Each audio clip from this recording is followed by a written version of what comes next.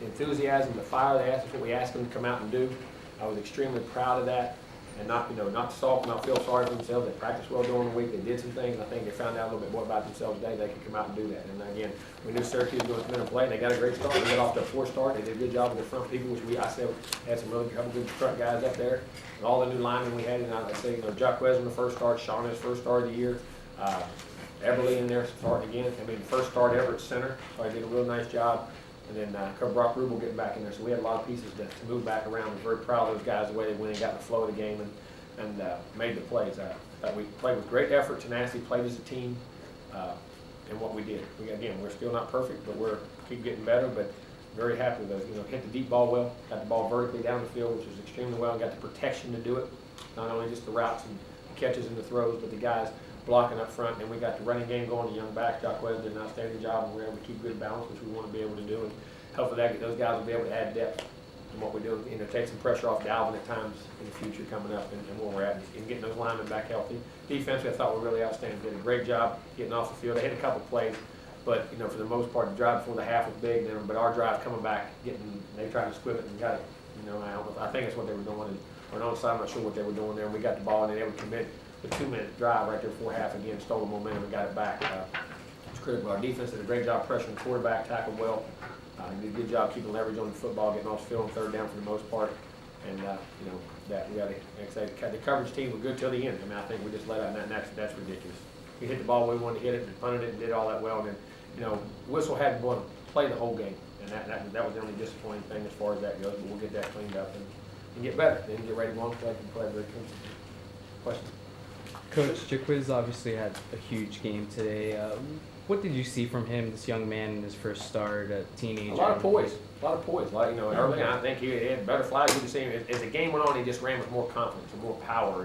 And used to, he felt, these guys hitting me hard, but I'm still pretty big too. You know what I mean? And I think just getting that feel and getting back in there. And I thought he did a good job on pass protection, caught the ball when he had to catch it. Did the things there. But just very happy for him. And I thought Jonathan Vickers, when he got his opportunity, ran well. You see those two young guys, and I'm happy about the depth that's added. They've got quality playing time now that we're fixing to get down this final stretch. We're going to need those guys.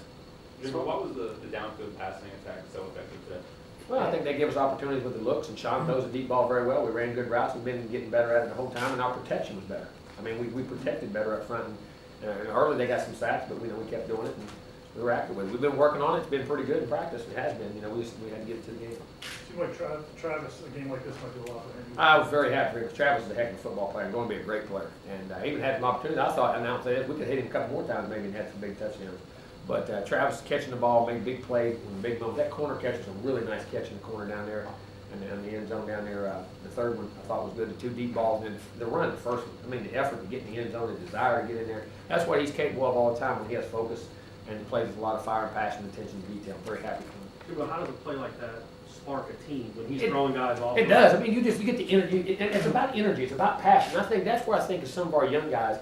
And I said before, we walk on eggshells a little bit because they're such good kids. Sometimes I want to be a little bit more knuckleheaded and give me some juice and then come out of it, and then don't want to make a mistake. And that's kind of what we got into last week up there. Guys not having passion and want to or toughness, but just the spark, that nastiness. And I'm going to go make a play and change the game. You know what I'm saying? Instead of waiting for somebody else to do it. And when you're young like that, sometimes that happens because you think, well, I'm young, I can't do it. I didn't see no age limit on making plays. I didn't think one in the rule book. And seeing a young guy go do that, I think it just, it goes through your team.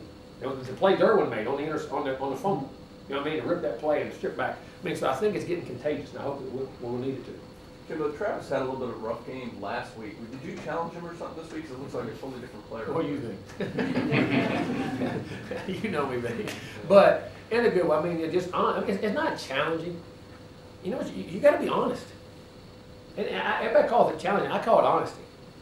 People who care about you and love you tell you the truth. People want to tell you what you want to hear, don't care about you. And when you do well, they need to tell you. When you do bad, you need to tell you. And not to be personal, not to be, listen, if this is what you want to be and where you want to go, this is what you got to do. This is how we want it done. And he stepped up and very proud of him. I'm going to tell you another guy in that group that was huge. People in that, Bobo. Bobo's attitude with that group and leading that group and making sure they did the right thing, and his attitude and how he went out and played with energy, he started a lot of that too. It was on Travis, but hey, there's a lot of credit going to Bobo Wilson's leadership during the week and off the field going into that game. A lot. The way Sean in the passing game clicked, that make you reevaluate things going forward? I'm always reevaluating things. I'm always reevaluating things. But I'm happy. I told you, we had two good quarterbacks. I said it before, we have two guys that can play and win and play games. So we don't know what Everett's health, we still got to get that and see where things are and go from there. What was the John, timeline when like? did you know this week that Shaw would be the starter? And I didn't, all the way till the end of Friday evening, because he actually, Everett actually passed a impact test, but he still had some symptoms when they did some more things on him late Friday. You know what I mean? That, you know, some dizziness and things like that. So we rep shot with ones, they both got reps during the week. It was just symptoms he had, and they just would linger. And it's not worth the chance to put somebody out there. We're not going to do that ever. I don't care if it's a national championship. Never going to do that. And what's going to be your process this week in determining who you're starting? Again, I'll wait and see the health of everybody. I'm not. What I always do, best player to play. With Everett, when was he diagnosed with a concussion? And was there a play in Georgia Tech or a certain amount of? I don't know. I mean, he got hit. They checked him out at half. They actually got evaluated at halftime there, and he felt good. You know, it was okay. Everything was good. Come back, and he said Sunday he just started having some symptoms. You mentioned to him, and I said, hey, make sure you tell him. I mean, we're not doing that for anybody. And they evaluated. And then he said that's why he sat out Monday a little bit. And then plus he was banged up and got hit a couple times. Then they say, you know, you got the protocol is to get a little bit of work, see if you can come back with work. He threw a little bit, did a little bit, and asked for practice. And his impact was down, but it's enough you can still go out and play and see if the dizziness comes. And we eliminate his practice and rep just like the doctor said, and we did it all through the week. Rashawn, does a day like today speak to the way he continued to prepare? And Who is that? Rashawn, the way he continued to prepare and get himself ready? Hardest job in ball, man. Backup quarterback. Hardest job in ball. I mean, you can say it all you want, and to keep that because to play that position, the demands of it, not just physically but mentally, especially what we do, are ridiculous. I mean, as far as the true offense, you know what I'm saying? And then you never call upon until you're called upon. And to sit and do it again and again and again and again and say, why am I doing this? Why am I doing this? It takes a very mature, selfless team player to be able to do that. When his number's called, he stepped up, and I can't be any happier for any one guy. The fact that he's been here before and done this, does that help allow rapport with the receivers? It seemed like doesn't miss a beat when he came in. Is that No, he didn't. I mean, and in practice he doesn't. I mean, he's on him, he knows him, and he knows what's going on. You know what I'm saying? So, I mean, you know, he's been doing that in practice. Jimbo, the changes on the offensive line and to run the ball the way you guys did and the protection you got. It was huge. It was where it was. I mean, it was really huge. That's why I said I can't. I mean, Everett went in center and make those calls and do what he did. I mean, getting Maverick back, you know, in there, and then getting Brock Rubel right time, getting his confidence back. Now hoping Derek Kelly can come back, and now you get Kareem Orr healthy again. Now your body starts to come back. Man, that's just huge. We'll hopefully get Hellfield back some. You know what I mean? But that depth and for what they did and the tight ends and the running game. And I'm gonna tell you what, Freddie Stevenson. Now we were in a lot of eye formation, so you're in a lot of eye. That sledgehammer fullback does a lot of work. So that guy did a heck of a job too. What impressed you most with what John McGuire did today? The thing I was the happiest about was the game management, the poise, making sure everybody was on the same page, taking care of the football, and staying aggressive at the same time. Stayed aggressively smart, and how he played the position. What about personality?